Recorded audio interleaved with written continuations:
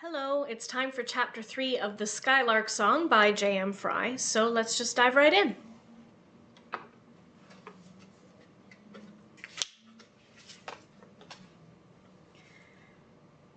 So, I'm not allowed to know? Why? Robin whispered. They always whispered, even though there was no way anyone on the ground would ever be able to hear them. Superstition or not, neither Bene nor Seelie raised their voices in flight, unless they were in the pitch of battle. There was something sacrosanct about the silence, the thoughtful whisper of air against canvas. Robin sat directly behind Wade, the back of her seat to his, positioned to keep the balance of the glider as far to the rear as possible. Nose-heavy aircraft didn't tend to make it into the air, and two people side by side at the front could dangerously outweigh a tail section filled with tools and ammunition, especially when the ammunition started to run out. A wide leather strap was bolted to the floor beside her left leg.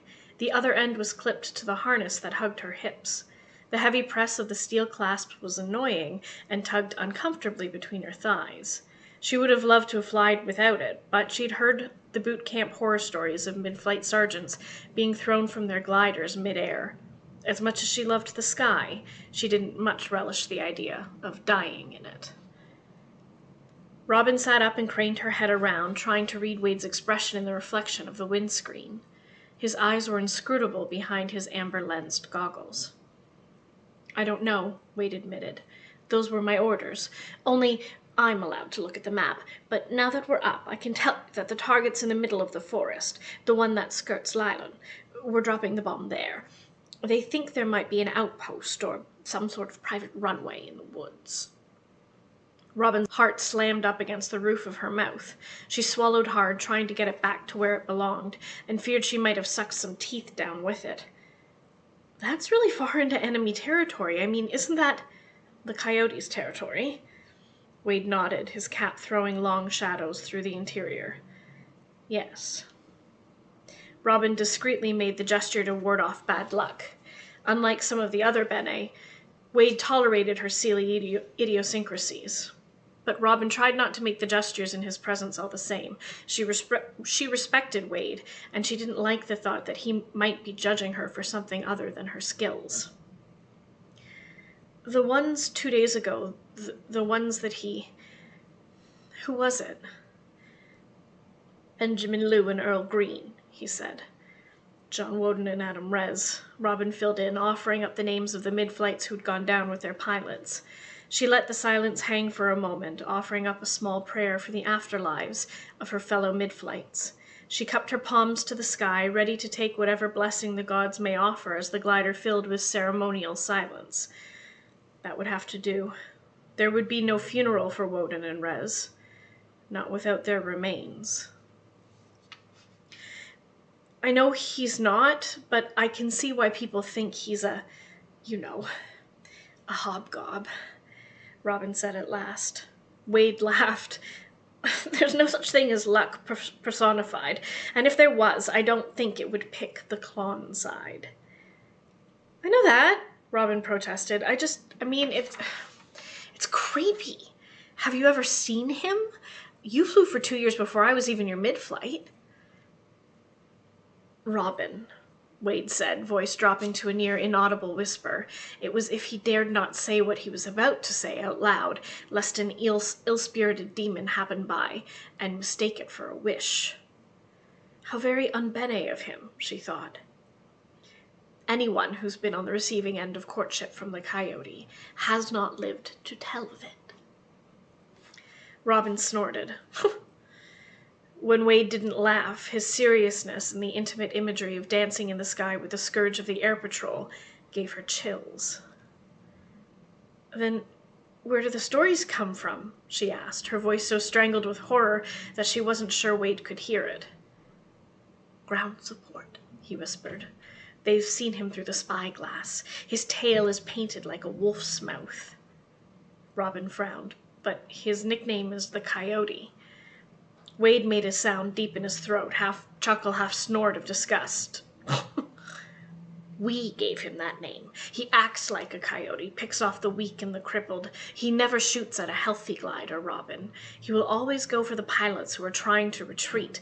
He scavenges near the ground. He isn't honorable. It's a war, Wade, Robin said. There's a lot that isn't honorable in what we do. Still, you don't shoot at a retreating glider. It's simply not done. You meet face to face on the battlefield, and you dance proper. Or not at all. Robin flopped back into her seat and stared at the ceiling to avoid looking at the drop hatch at the rear of the glider, at what was lashed to the floor, directly on top of it. Sometimes the Bene's view of combat was just as exhausting as Papa's nagging. It was unrealistic, like they had no idea of what a real war was and thought that they were just a pack of schoolboys meeting on the dueling field and the old-fashioned swords of generations past. That was not what the war that Robin knew. Bombs and theft, starvation and desperation. They didn't see the real war, not the way the Seelies did. He must be a special kind of bastard, then, Robin said. Wade made the chuckling snort noise again. His aeroship is repaired so quickly and so often they reckon he's got to be some sort of nobility, and for me, Klonn nobility is about the most special kind of bastard you can get. They're the ones who started all of this. He made a gesture with his hand indicating the glider, the sky, Robin, the bomb, everything. This. Robin grunted. That, at least, is something we can agree on. Wade looked down at the topographical map at his feet, the one Robin wasn't supposed to look at, and tugged at the yoke a little. It bit into his scarred hands. The sound of creaking wood echoed back from the cockpit. Robin sucked in a breath as the glider turned slightly to the left. It took tremendous strength to be able to wrench the steering columns that made the sleek canvas darts dance so poetically among the clouds, and tremendous nerve to face off with the forces of gravity, relying on instinct, on training, on the scent and the feel of the air as the aircraft navigated through updrafts and breezes like a meadow bird. If the pilot missed even one updraft, the glider would plummet. Pilots were easy to pick out of the group. They had arms like iron hammers and palms like ground beef. The hand grips on the glider's control stick were intentionally designed to cut into the pilot's fingers to ensure a better purchase on the yoke, but the steering column could also jerk in the pilot's hands, cutting into the skin hard enough to draw blood. Scarred palms were a badge of honor, and Bene pilots wore their white palms with pride. Robin looked back at the bomb, the sight of it pulling at her like gravity. She had no idea what could be so important about this particular target, why the Air Patrol Command would protect its location with a threat of a court-martial for even looking at a map. Why they would have been sent to the heart of the Coyotes' territory with only one case of ammunition and a bomb that weighed so much that they could carry little else. Outside, the cloud cover was frighteningly thin, but the setting sun was bright enough to outglare the stark, light wooden frame and unbleached canvas of the glider's body and keep them hidden. At least, for now. Robin wondered if it would be enough when it came time to glide lower to brush the tops of the trees with their belly and let the bomb fly. The wind hissed and whispered down the canvas, and Robin pretended that she didn't hear the dire warnings and ill omens in it. Robin stared at the bomb, flickering at the clasp of her harness with her thumb so it made a steady, soft click, click, click. The bomb, no more than a collection of metal, chemicals, and fabric covered in painted code words, still seemed to stare back. Even without having eyes, it seemed to cut through Robin's skin and peer deep inside her spirit. What makes you so special that I had to commit theft to get us up in the air? She thought at it. Where are we going that you're worth what I did? With last night's anger dissipated and this morning's good humor spent, Robin felt tired, guilt surging up to mingle with exhausted resignation. Very rarely did she let herself think about the things she did for the Air Patrol Command. She'd killed people. She'd killed them by making sure that Wade stayed in the air. which was surely as good as if she'd thrust a knife under a Klonn pilot's ribs herself. She'd stolen. She'd disobeyed her parents. She'd disappointed the gods. Sometimes she wondered if the war was enough of an excuse to get away with what she'd done, or if punishment was waiting in reserve for after. The worst part of a stealth mission was always the waiting and the overthinking that inevitably accompanied it.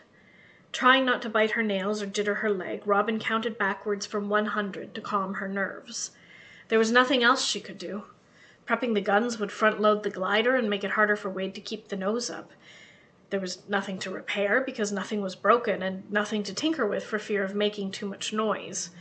The biggest advantage the Bene gliders had was their silence, that they were able to hear the Klonn airships with their self-propelling engines as they approached, and she couldn't afford to distract Wade while he was focused on keeping them alive.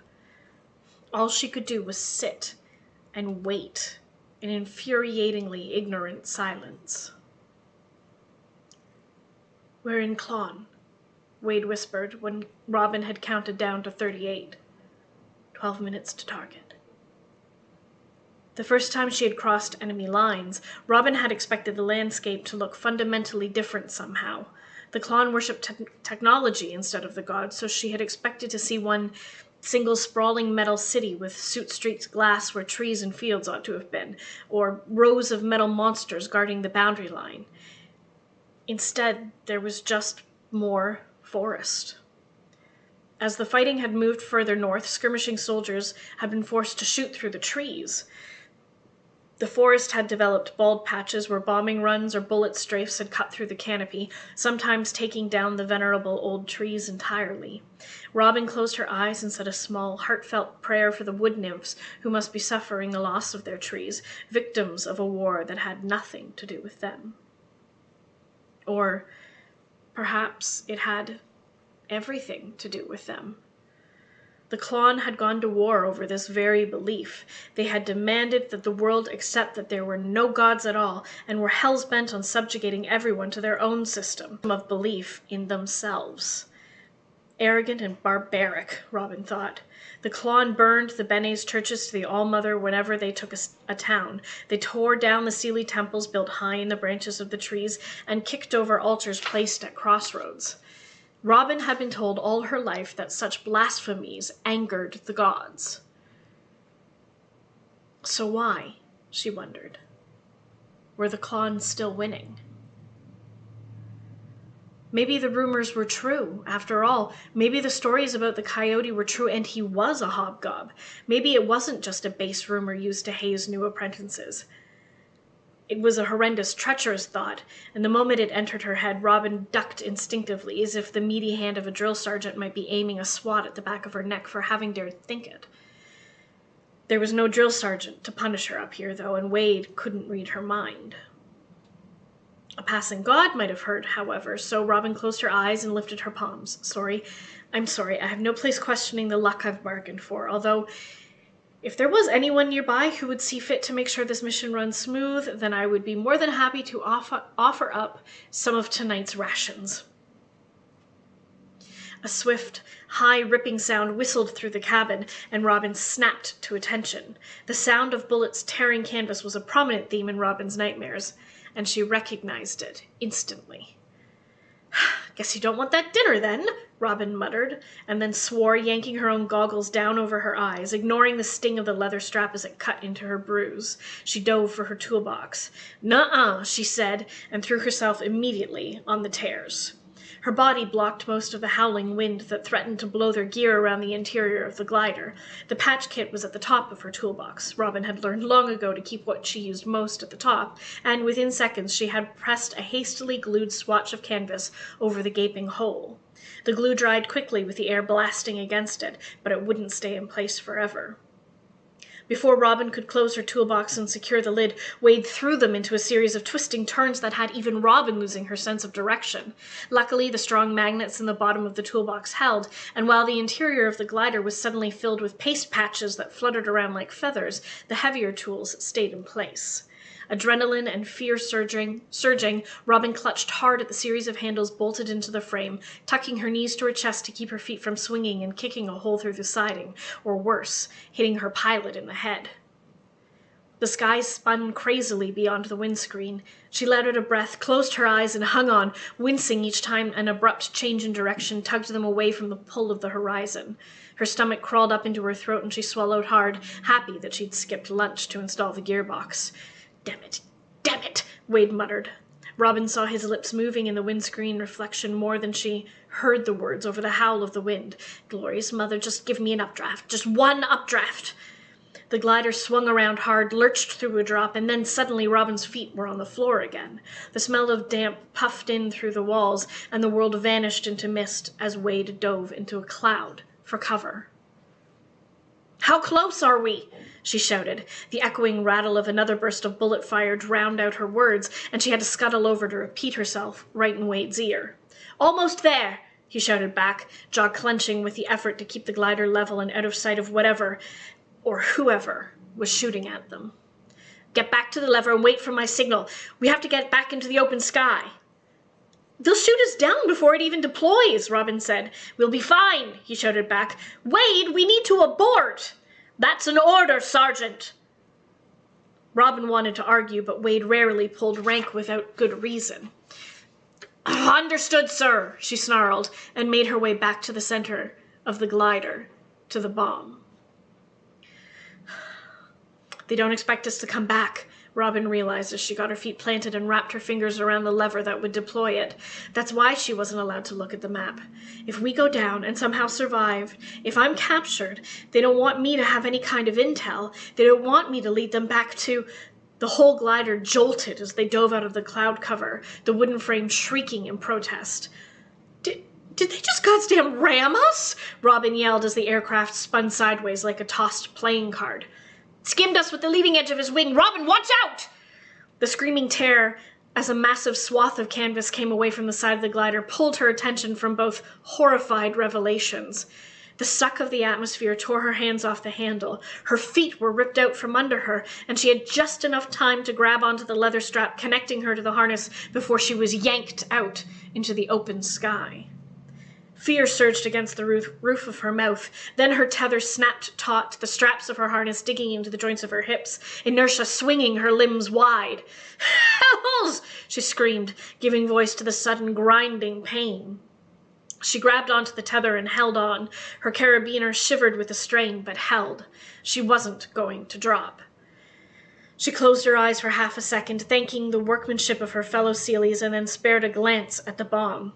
It was still strapped down, trembling in the change of air pressure. It wasn't going to fly out and smack her in the head, though, and that was the important part. Twisting in the air currents, Robin managed to brace one foot against the trailing edge of the glider's wingtip. She hauled herself back towards relative safety, hand over hand, the tether cutting into her gloves. Her braid was flying out behind her like a pennant, pulling painfully in the wind. Something silver flashed past Robin's feet, and she looked down along her body. An airship pulled up beside them, so close the wingtip nearly brushed Robin's foot. Goosebumps plunged up Robin's arms and across her neck. Her tongue felt hot and thick in the back of her mouth. The world fell silent, like it'd been wrapped in batting. The Klonn pilot turned his face up to her. He wore a silver helmet, the nose elongated to resemble the snarling snout of a lupine creature. She could see his eyes, the irises almost as gray as his mask. They narrowed at her. The skin of his lower face was pale, and his upper lip and chin were hidden behind a goatee that was scruffier than she'd thought a Klonn officer would be allowed to get away with. Underneath the facial hair, his teeth flashed white in a victorious, triumphant smile. It's him. It's the Coyote. Oh, gods protect us, Robin prayed. The airship drifted closer, its closest wing dipping below the glider's. Under its belly, a pair of automatic guns turned in their mounts to aim directly at Robin. Not if I can help it, she snarled. She kicked out, the flat of her boot connecting with the aeroship's wing, the jolt just enough to upset the craft's balance. The Coyote's head whipped back to his controls. Suddenly, the aeroship was tumbling and flashing through the twilight, careening towards the ground.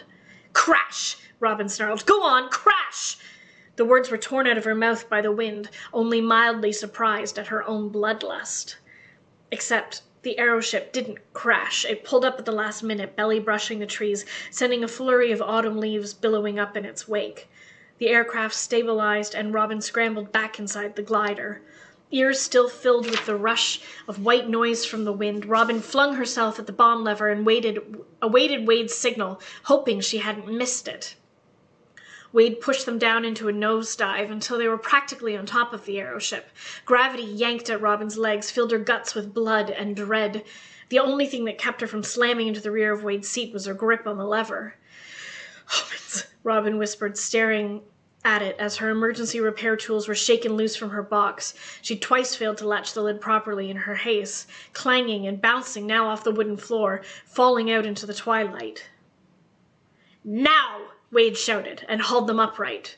Robin got her feet under her and yanked. For a terrifyingly brief second, the bomb seemed to hover of its own accord in the open space the drop doors had vacated. And then the straps released, and it was gone, whistling into the air. Below them, the Coyote's aeroship twisted out from under and circled back, aiming another strafe of bullets at the glider.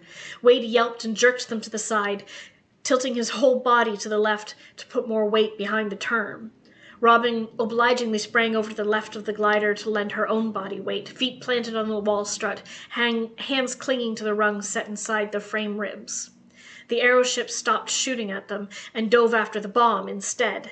It fired a single shot, and then a roaring flare of fire erupted, sizzling down from the sky in streams.